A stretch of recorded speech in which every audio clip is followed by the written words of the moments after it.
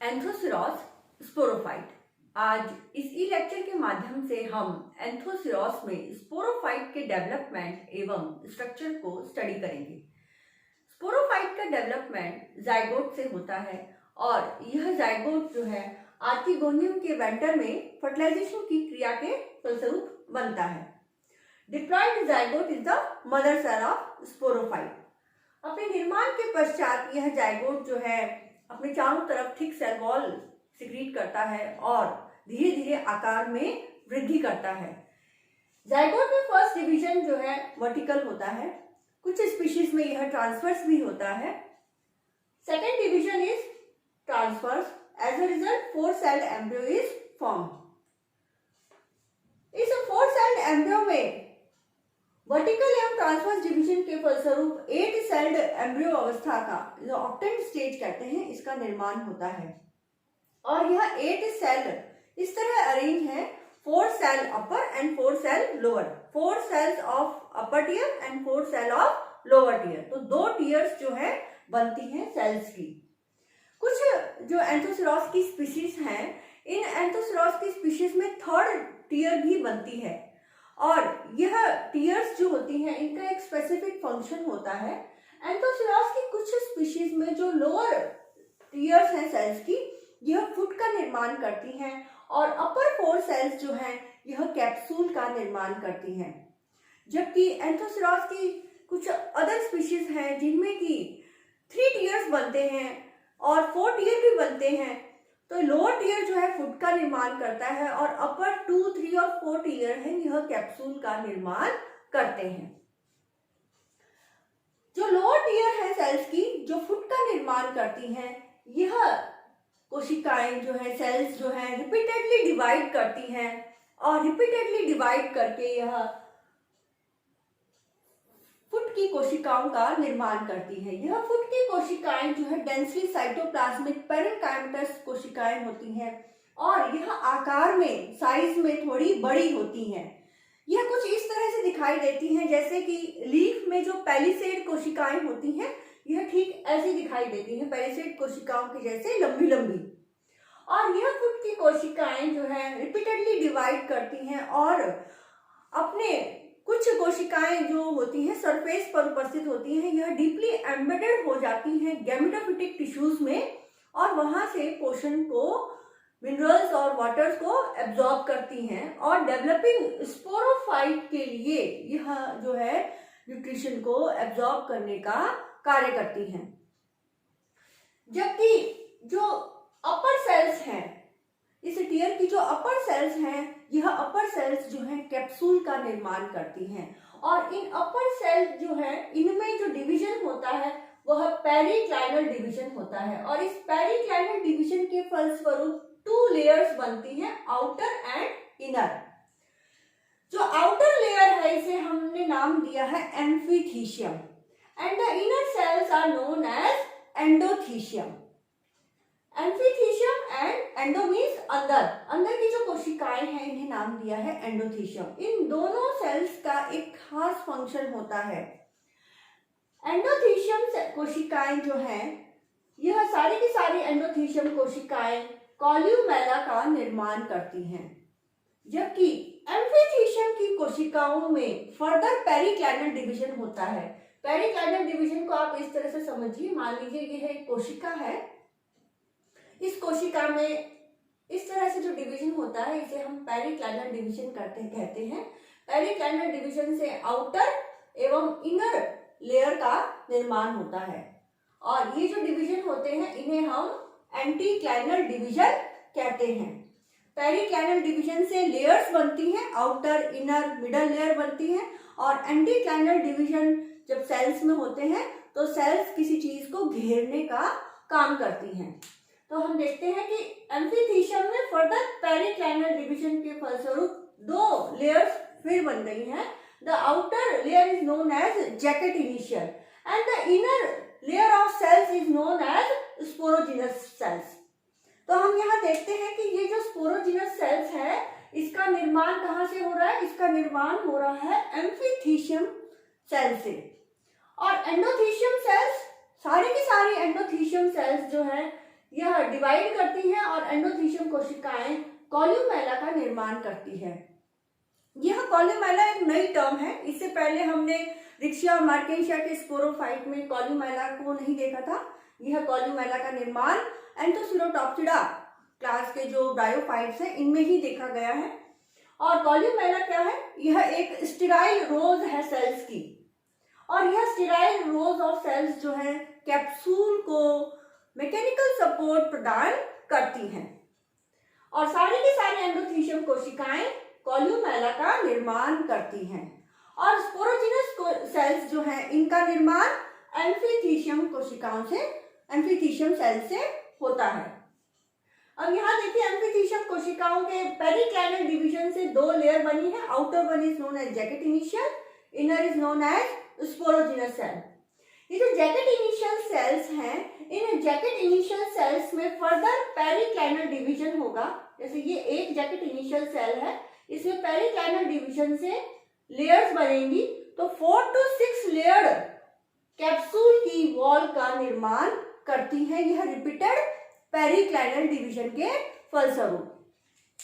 और इस तरह कैप्सूल की जो है वॉल का निर्माण होता है इन जैकेट इनिशियल सेल्स के पेरिक्लाइनल एवं एंटीक्लाइनल डिवीजन के फलस्वरूप। The sporogenous cells forms the archesporium. यह जो स्पोरोजिनस सेल्स है जो जैकेट इनिशियल के अंदर की ओर स्थित है, यह आर्किस्पोरियम कोशिकाओं का निर्माण करती है। आर्किस्पोरियम जो कोशिकाएं हैं यह वॉल, कैप्सूल की वॉल और कॉल्यूमेला के बीच में स्थित रहती है। और यह स्पोरोजिनस सेल्स जो आर्किस्पोरियम का निर्माण करती है, यह कॉल्यूमेला को चारों तरफ से घेर लेती है। यहाँ हम देख सकते हैं कि ये जो रीजन है ये बीच का, जिसने इस कॉल्यूमेला को चारों तरफ से घेर रखा है, यह रीजन जो है बता रहा है स्पोरोजिनस सेल्स की उपस्थिति को। यहाँ हम देख सकते हैं ये जो रेड कलर में है ये स्पोरोजिनस सेल्स है जो कॉल्यूमेला के चारों तरफ उपस्थित होती है।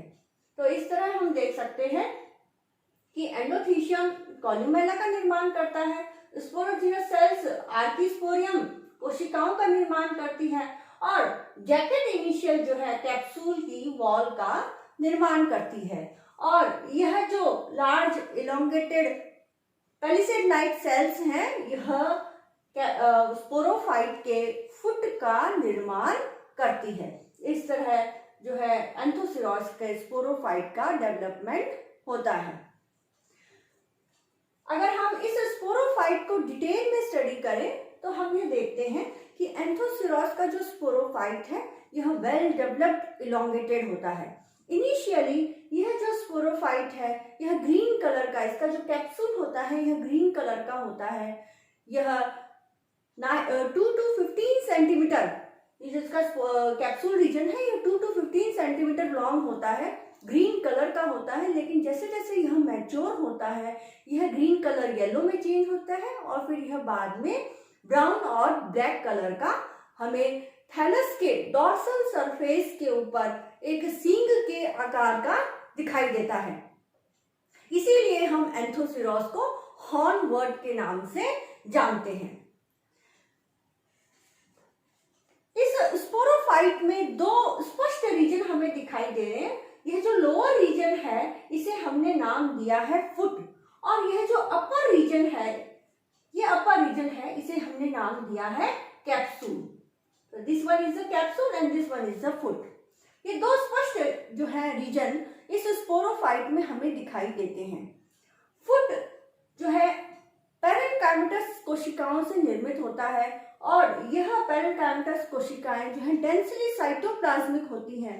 और फुट की जो सरफेस पर जो उपस्थित कोशिकाएं हैं यह हॉस्टोरिया के जैसे लंबी हो जाती हैं, इलोंगेटेड हो जाती हैं, और गैमेटोफिटिक टिश्यूज में डीपली इन्वेड हो जाती हैं, अंदर तक घुस जाती हैं, और वहां से वाटर और मिनरल्स का एब्जॉर्प्शन करके डेवलप हो रहे स्पोरोफाइट को न्यूट्रिशन प्रदान करने का काम यह फुट की कोशिकाएं करती हैं।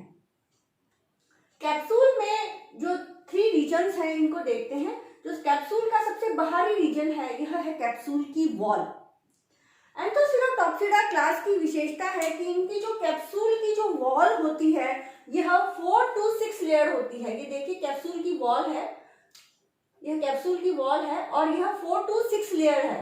4 to 6 लेयर इसमें कैप्सूल की वॉल पाई जाती है। और ये जो बाहरी लेयर है इसे हम कहते हैं एपिडर्मिस।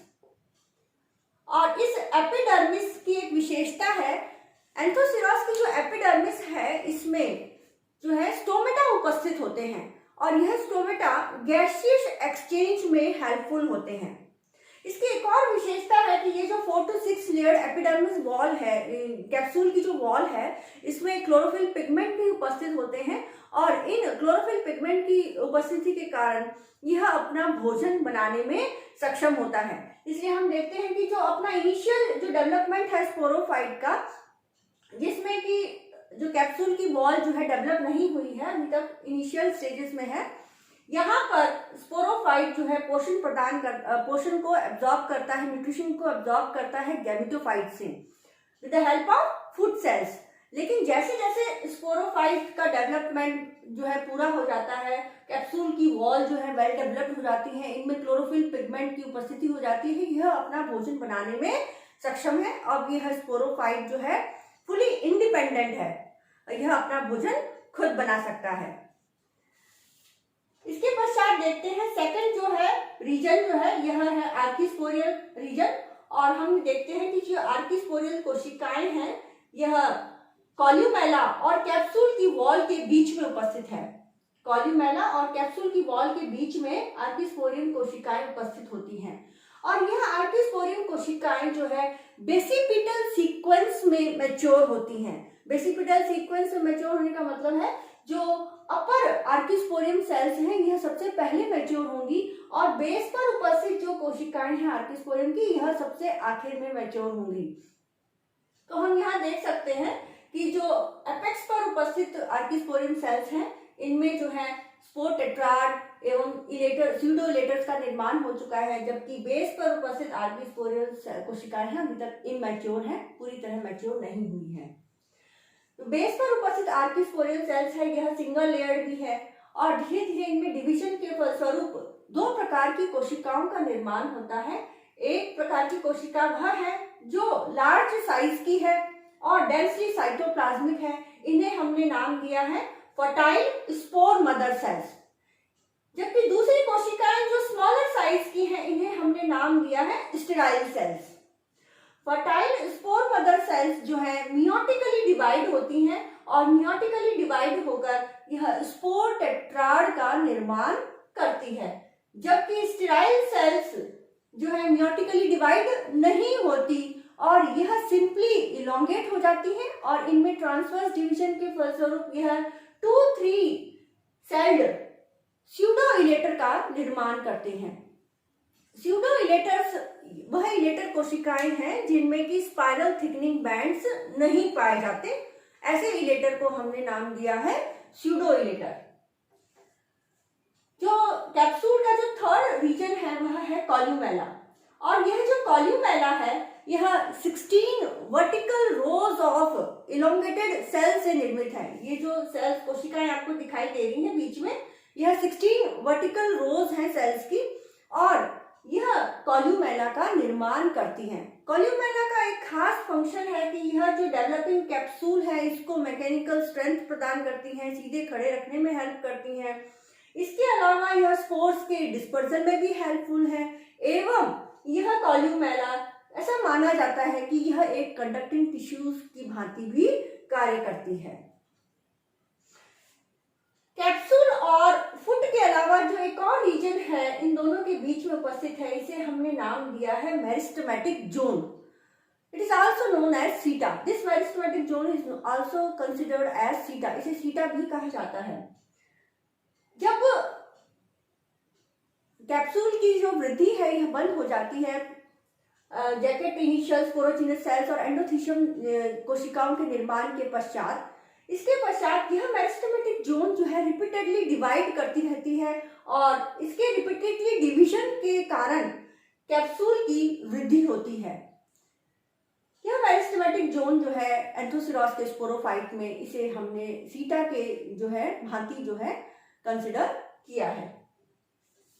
कैप्सूल में स्पोरोफाइट में एक और टिश्यू उपस्थित है जो है इनवॉल्यूकर।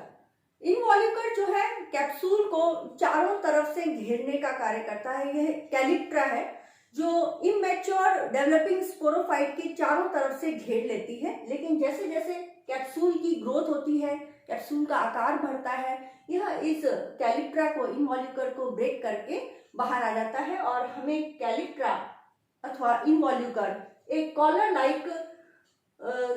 लाइक आउटग्रोथ के रूप में कैप्सूल के बेस पर ही दिखाई देती है। इस तरह हमने जो है देखा कि एंथोसिरोस के जो स्पोरोफाइट है, यह जो है कैप्सूल, फुट एवं मेरिस्टेमेटिक जोन से निर्मित होता है। आइए देखते हैं इसके स्पोर को। तो spores are unicellular uninucleate haploid structures. इनमें दो वॉल उपस्थित होती हैं, आउटर एक्सोस्पोरियम एवं इनर एंडोस्पोरियम। स्पोर्स के अतिरिक्त इसमें स्यूडो इलेटर्स भी उपस्थित होते हैं और यह स्यूडो इलेटर्स वह इलेटर कोशिकाएं हैं जिनमें की thickening bands, spiral thickening bands नहीं पाई जाती। जब यह कैप्सूल मैच्योर हो जाता है, मैच्योर होने के पश्चात इसके शीर्ष पर जो है 4 ट्रांसवर्स ग्रूव्स डेवलप होते हैं और जहां से यह कैप्सूल जो है स्प्लिट हो जाता है, इनकी वॉल्स जो है फट जाती हैं। धीरे धीरे यह जो स्प्लिट्स हैं ये वाइडल्स हो जाती हैं, चौड़ी हो जाती हैं यह, और कैप्सूल की जो वॉल है पूरी तरह अलग हो जाती है और यह कॉल्यूमेला हमें अलग ही स्पष्ट दिखाई देता है और स्पोर्स का डिस्पर्जल हो जाता है दूर दूर तक। और जैसे ही स्पोर्स जो है सुटेबल टेम्परेचर और मॉइस्चर कंडीशन इन्हें अवेलेबल होता है, यह स्पोर्स जो है जर्मिनेट होकर नए गैमेटोफाइट का निर्माण करते हैं। इस तरह हमें पुनः डिप्लॉइड जाइगोट से हैप्लॉइड गैमेटोफाइट अवस्था की प्राप्ति होती है।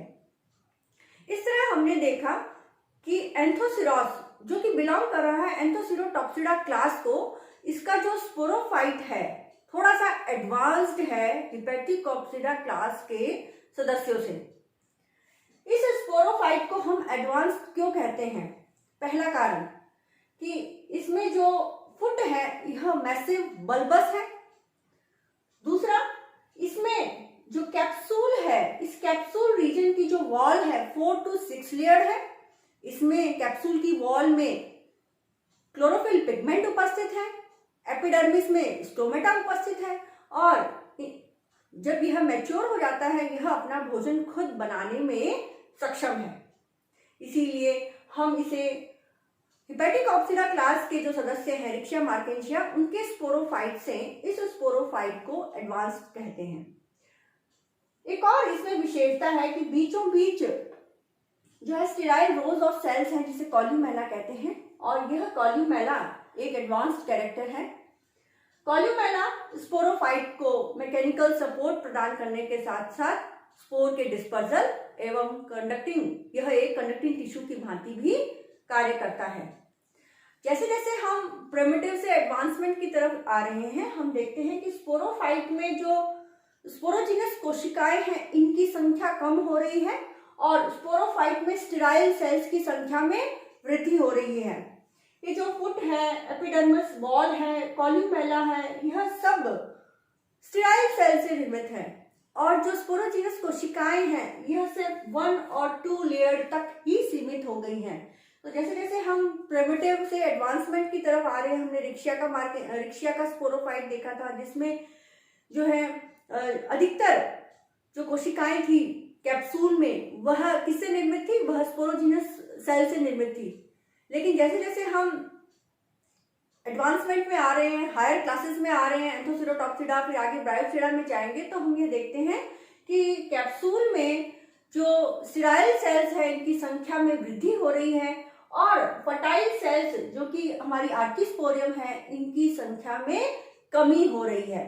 इन 1 और 2 लेयर्ड आर्किस्पोरियम कोशिकाओं में से भी 50% स्टेराइल हैं। आधी कोशिकाएं ही फर्टाइल हैं जो स्पोर मदर सेल्स का निर्माण करती हैं और आधी कोशिकाएं स्टेराइल हैं इनमें से भी, जिन्हें इलेटर मदर सेल्स कहते हैं जो स्यूडो इलेटर्स का निर्माण करती हैं। इस तरह आज हमने एंथोसिरोस के जो है स्पोरोफाइट के डेवलपमेंट एवं स्ट्रक्चर को स्टडी किया और हमने यह भी जाना कि यह जो स्पोरोफाइट है एंथोसिरोस का, यह एडवांस्ड है हेपेटिक ऑप्टेरा क्लास के मेंबर्स हैं। धन्यवाद।